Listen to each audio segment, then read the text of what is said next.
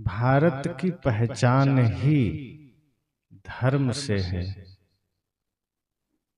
भारत की पहचान ही योग ध्यान से है। भारत की पहचान ही ऋषि मुनि सती साध्वी वीर वीरांगनाओं से है। इतने सत्संग, इतने शास्त्र, इतने संत, इतनी कथाएं होने के बाद भी आज परिवार में शांति क्यों नहीं है? सबसे बड़ी समस्या यह है। आए दिन लोग ये सवाल करते हैं कि हम कोशिश तो बहुत करते हैं, सत्संग करते हैं, पूजा करते हैं, पाठ करते हैं, व्रत करते हैं, परिवार में शांति नहीं है। सारा ज्ञान हमारे देश में, बड़े बड़े शास्त्र हमारे देश में, बड़े बड़े पंडाल हमारे देश में लगते हैं, पर शांति क्यों नहीं है? ये हम सब विचार क्यों नहीं करते? एक सामान्य सी व्याधि जीवन में आ जाए, शरीर में आ जाए, तो आपको पता है कि औषधि लेना पड़ेगा। मान लीजिए किसी को सिर में दर्द है और डॉक्टर साहब ने कोई दवा दी और वो दवा ले करके आप उसे सिर्फ आंखों से देख लीजिए और फिर डॉक्टर को दे दीजिए तो सिर दर्द ठीक हो जाएगा। आप ये जानते हैं कि ये दवा देखने से काम नहीं करेगी, ये दवा ग्रहण करनी पड़ेगी। आपको भूख लगी है और हमारे व्यवस्थापक भोजन की थाली सामने देकर और फिर उठा लें कि बस हो गया, देख लो पेट भर जाएगा। कितने लोग का पेट भर जाए? ठंडी लगी हो और गर्म कपड़े सबको ऊपर से दिखा दिए जाएं, कितने को गर्मी आ जाए?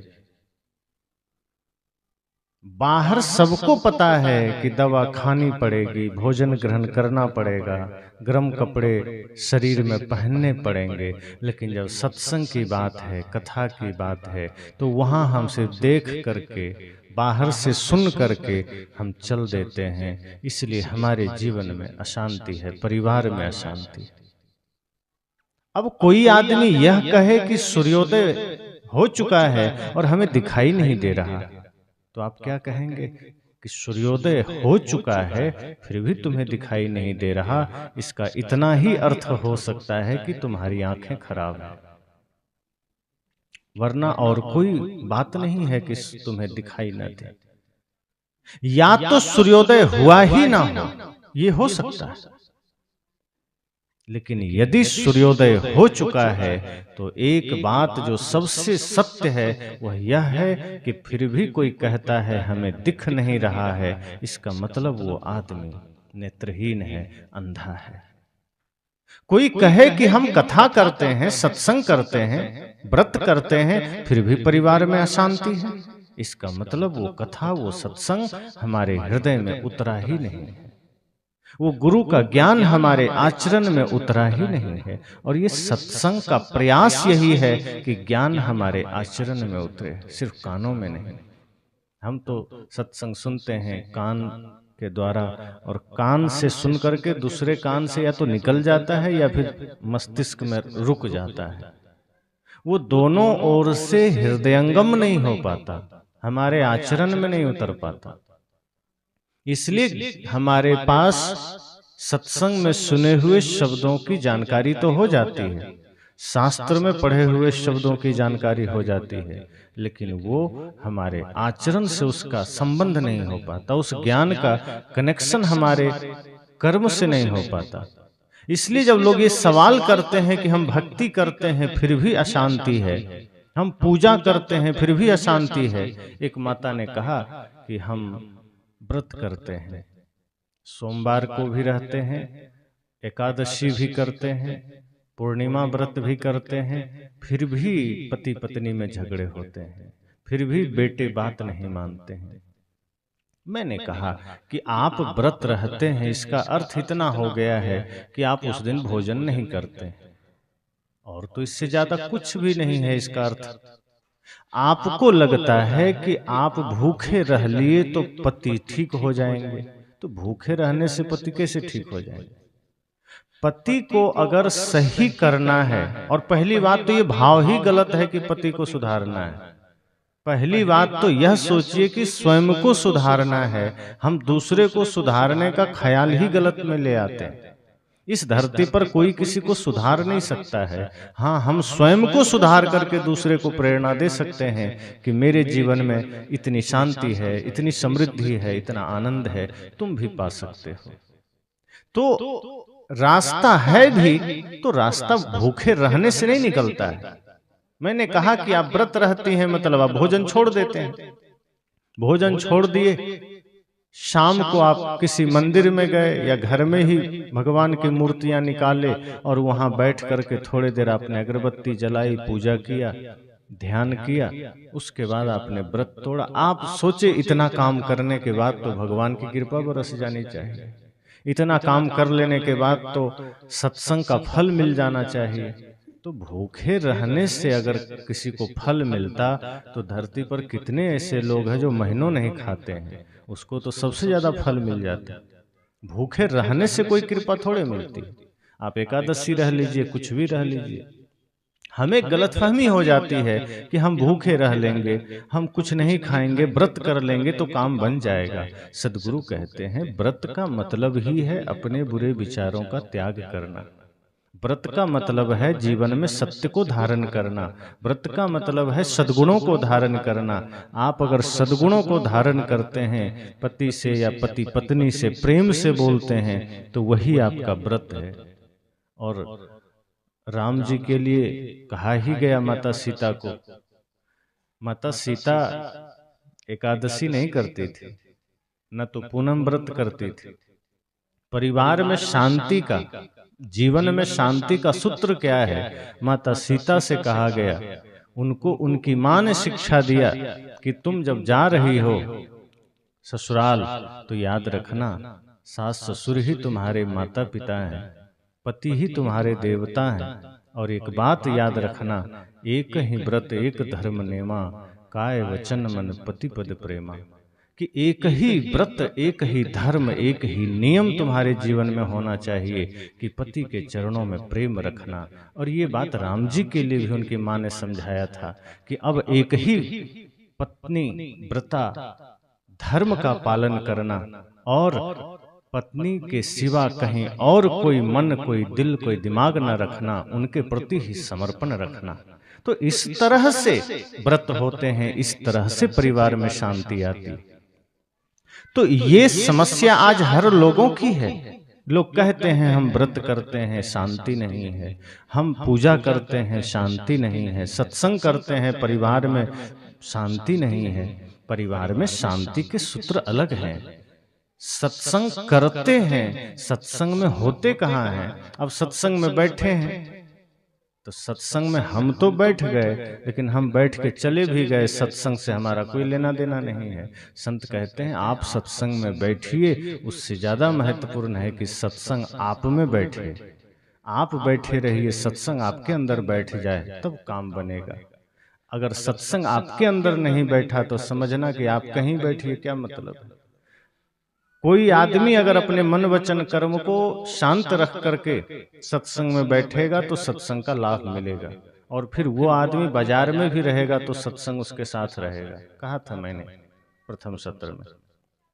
इसलिए आज अगर इस तरह के प्रश्न आते हैं कि परिवार में शांति कैसे आएगी, तो परिवार में शांति लाने के लिए कोई दवाई नहीं है कि आप बाजार में जाएंगे और डॉक्टर के यहाँ या दुकान को बोलेंगे कि हमें एक दवाई या कोई वस्तु दे दीजिए ताकि सब घर वाले खा लें और परिवार में शांति आ जाए। वो संयम है, नियम है, प्रेम है, ये आपको अपने हृदय में ग्रहण करना होगा, शांति आ जाएगी। एक दूसरे के प्रति समर्पण करना होगा, एक दूसरे के प्रति प्रेम हो, समर्पण हो। पर आदमी का अहंकार एक दूसरे के प्रति समर्पित होने नहीं देता है। कोई थोड़ा सा बड़ा है, पति सोचता है मैं तो पति हूं, मुझे तो शास्त्रों में परमेश्वर कहा गया, हम पत्नी के सामने कैसे झुक जाएंगे। घमंड में बैठा है कि हम तो परमेश्वर हैं, हमें तो शास्त्र ने ही परमेश्वर बना दिया, हम झुकेंगे, पत्नी को ही झुकना होगा, तो घर तो नरक बनेगा ही। जिस दिन पति को पत्नी में परमेश्वरी भगवती का दर्शन हो जाए और पत्नी को पति में भगवान का दर्शन हो जाए, तब घर स्वर्ग बनता है। यहाँ तो हम ये अहंकार गांठ लेते हैं कि हम बड़े हैं तो हम नहीं झुक सकते हैं, सामने वाला ही झुके, वही हमारे प्रति समर्पित हो। और ऐसी बातें सिर्फ जड़ पदार्थों के लिए की जा सकती है, जो भी जिंदा है वहां बराबर समर्पण चाहिए। अब पत्नी कोई जड़ थोड़े है कि आप उसको समर्पित करा लेंगे कि तुम झुके रहो, हम नहीं झुकेंगे। या छोटा भाई कोई लकड़ी थोड़े है कि उसको जैसे मन वैसे बांध दो। छोटा भाई हो, पत्नी हो, बच्चे हैं, पड़ोसी हैं, मित्र हैं, माता पिता हैं, ये कोई बाहरी ठोस वस्तु नहीं है जिसको आप जैसा चाहे समर्पित करा लें। ये काम निर्जीव पदार्थों के साथ हो सकता है। जैसे माइक हमारे सामने है, ये माइक जड़ है, इसमें चेतना नहीं है, तो जैसा हमारा मन है हम उसको वैसा सामने रखेंगे। ये माइक विरोध करेगा कि नहीं हम ऐसे नहीं लगेंगे, हमको तो इधर से लगाओ, माइक नहीं बोलेगा कुछ। ये निर्जीव है, इसका समर्पण बिल्कुल तय है, ये मना नहीं कर सकता। कैमरे लगे हैं, वो कैमरे नहीं कहेंगे कि अब मेरा समय इधर हो गया, उधर दर्शकों की तरफ कर दो। वो जिधर रख दिए वो रखा है। ये माइक ये नहीं कह सकता कि अब मैं थक गया हूं, अब थोड़ा दूसरे माइक को बुला लो, मैं थोड़ा देर विश्राम करूंगा। ये निर्जीव है, ये जड़ है, ये मना नहीं कर सकता। हम यही आदमी के साथ चाहते हैं कि यही सजीव प्राणी के साथ हम करें। माइक ये विरोध नहीं करेगा कि मान लीजिए हम इसमें कुछ अच्छी बातें कर रहे हैं, तो ऐसा भी नहीं है कि माइक प्रसन्न हो जाएगा कि चलो आज मेरे द्वारा कुछ अच्छी बातें सुनाई गई। और कोई आदमी माइक पकड़कर गाली देना शुरू करे तो क्या माइक रो के भाग लेगा कि नहीं नहीं ये तुम गाली दे रहे हो, मैं नहीं रहूंगा। ये निर्जीव है, आप इसमें गाली बकिए तो भी ये रहेगा, आप प्रेम की बात करिए तो भी रहेगा। पैसे आपके पास हैं, उसी पैसे से आप दूध खरीदिए तो पैसा आपको धन्यवाद नहीं देगा कि तुमने मेरा सदुपयोग किया। और उसी पैसे से आप शराब खरीदिए तो पैसा नाराज नहीं होगा कि तुमने मेरा दुरुपयोग किया। वो निर्जीव है, आप उसको जैसा चाहे रख सकते हैं। तो हमारी आदत वही हो गई है कि जैसे हम पैसे को रखते हैं, पैसा मना नहीं करता। जैसे हम लकड़ियों को अर्थात वस्तुओं को रखते हैं, पदार्थों को रखते हैं, वही आदमी का मन हो गया कि हम पत्नी को वैसे ही रखें, जब कहें, जो कहें, जैसा कहें वैसा करे, वैसा सुने, और इसलिए विवाद होता है। इसलिए शांति का रास्ता यही है कि जहाँ प्रेम हो, विनम्रता हो, सरलता हो। परिवार को चलाना है तो सबसे पहले स्वार्थ छोड़ देना होगा। परिवार में शांति चाहिए, परिवार स्वर्ग जैसा चाहिए, तो अहंकार छोड़ देना होगा। जितनी विनम्रता, जितनी सरलता जीवन में होगी, परिवार उतना सुंदर बनेगा, उतना स्वर्ग बनेगा। इसलिए आज धर्म कथा जगह जगह हो रहे हैं, पंडाल लगते हैं, सत्संग होते हैं, शास्त्रों के पाठ होते हैं, मंदिर में लोग जाते हैं। और जब सावन का महीना आता है तो एक महीना तो और ज्यादा लंबी लाइन लोग लगा देते हैं। जहां जहां शिवलिंग है सब जल भर करके वहां एकदम नंगे पांव दौड़ पड़ते हैं। बिहार में हम लोग जहां आश्रम है, सावन भर वो रोड भरा हुआ रहता है, कांवर लेकर के आदमी दौड़े चला जाता है। और वो एक महीने के लिए धार्मिक बनता है, वो साल भर धार्मिक नहीं रहता है। उस सावन भर के लिए मांस छोड़ देता है, मदिरा छोड़ देता है, और धार्मिक बनकर के शिव जी के पास जाता है कि बाबा हम तो एकदम धार्मिक आदमी हैं, कृपा करना। अगर वो अंतर्यामी है तो वो जान रहे हैं कि एक महीना पहले ये कितना मुर्गी खा के आया है, कितना शराब पी कर आया है, कितना बकरा मार कर आया है, और हम सोचते हैं कि वो तो अंतर्यामी है, लेकिन इस बात को नहीं जानेंगे। अगर आपको लगता है कि वो भोले भाले हैं तो फिर आप उनको बेवकूफ बना रहे हैं, फिर तो भगवान को ही बेवकूफ बना रहे हैं। तो हम परिवार में शांति भी किस तरह से चाहते हैं कि हमारा मांस नहीं छूटे, मदिरा नहीं छूटे, हमारा जुआ खेलना नहीं छूटे, हमारा छल कपट नहीं छूटे, हमारा शकुनी वाला काम नहीं छूटे, बस प्रभु की कृपा बन जाए और परिवार में शांति आ जाए। ये कभी संभव है? परिवार में शांति तब आती है जब हमारा खान पान भी ठीक हो जाए, हमारा मन भी ठीक हो जाए, हमारा चिंतन भी ठीक हो जाए, हमारा वचन भी ठीक हो जाए। ये कुछ समय के लिए होता है ना, सीजनेबल धार्मिक होना। जैसे मान लीजिए अभी एक कुछ सीजन चलता है भाजी का, आपके यहाँ भाजी ज्यादा है, तो यहाँ भाजी का कुछ भाजी का सीजन है, कुछ फल का सीजन है, कुछ सब्जियों का सीजन है। तो इसी तरह से आदमी सीजन के हिसाब से धार्मिक बन जाता है। कि जैसे बिहार में छठ पूजा है तो 3 दिन के लिए लोग धार्मिक बन जाते हैं, सावन का महीना है तो 1 महीने के लिए धार्मिक बन जाते हैं, दुर्गा पूजा है तो इधर के 8-9 दिन धार्मिक बन जाते हैं, और 10वें दिन उससे बड़ा राक्षस कोई नहीं है। 9 दिन इतना भयंकर व्रत करेगा कि शिव जी को भी और राम जी को, दुर्गा माता को भी धोखा हो जाएगा कि लगता है हमसे बड़ा तपस्वी तो यही लोग हैं। लेकिन 10वें दिन उसको लगेगा कि नहीं, ये सब रावण का ही बाप है कि इतना हत्या। हम कहते हैं मुसलमान बकरीद में बकरियां काटता है, तो ये हिंदू कौन सा कम है जो दुर्गा पूजा में बकरे काटता है? दोनों में से तो अंतर कुछ भी नहीं है, हिंसा तो हिंसा है। तो हम ये करके परिवार में शांति चाहते हैं। दुर्गा माता के आगे बकरे की बलि दे करके लोग कहते हैं परिवार की शांति के लिए हमने बलि दिया। एक बकरे का परिवार को उजाड़ दिया, अपने परिवार में शांति ले आओगे? अरे बकरे का परिवार तुमने उजाड़ा है, उसके अंदर भी वही परमात्मा है, वही जीव है। तो हम परिवार में शांति तो चाहते हैं, लेकिन वैकल्पिक व्यवस्था के साथ, अपने जीवन में संयम से नहीं, श्रद्धा से नहीं, भक्ति से नहीं, उपासना से नहीं। हम चाहते हैं कि जीव हत्या करनी पड़े तो कर दें, कहीं घूस देना पड़े तो दे दें, सिर्फ नारियल चढ़ाना पड़े तो चढ़ा देंगे, 1-8 लाख रुपया दान करना पड़े कर देंगे, लेकिन विकारों का त्याग ना करना पड़े और परिवार स्वर्ग बन जाए। इससे कभी नहीं होगा। ये जो कभी कभी हम धार्मिक हो जाते हैं, और कई लोग तो हैं सुबह 1 घंटे के लिए धार्मिक हो जाते हैं। बड़े बड़े सेठ साहूकार दुकानदार, वो सुबह 1 घंटे बड़े धार्मिक हो जाएंगे। वो 1 घंटा एकदम माया मोह से दूर अगरबत्ती लेकर के राम राम राम राम या कोई भी मंत्र जाप करेंगे। लेकिन जैसे ही पूजा खत्म होगी, जब वो दुकान पर जाएंगे तो फिर वो जेब काटने की पूरी तरकीब लेकर बैठते हैं कि कैसे किसी की जेब काटी जाए, कि कैसे किसी को धोखा दिया जाए, कैसे वस्तुओं में मिलावट किया जाए। और इससे हम सोचते हैं परिवार में शांति आ जाएगी। कई लोग तो कहते ही हैं कि हम जितने भी तीर्थ यात्रा करते हैं उसका एक ही उद्देश्य होता है, साल भर में जो पाप करते हैं उसको जाके धो देते हैं। उनको ये वहम भी लोगों ने डाल दिया है मन में, पंडित पुजारियों ने, कि हाँ तुम अगर 1 लाख बार राम का नाम जप लोगे या काशी प्रयाग जैसे तीर्थों में 1 बार डुबकी लगा लोगे तो तुम्हारे साल भर के पाप नाश हो जाएंगे। और ऐसा लिख भी दिया गया कि गंगे तव दर्शनार्थ मुक्ति, तुम्हारे दर्शन से मुक्ति है। तो परिवार में शांति कैसे आएगी, बहुत सारे हथकंडे हमें बताए गए और हम वही सब करना चाहते हैं।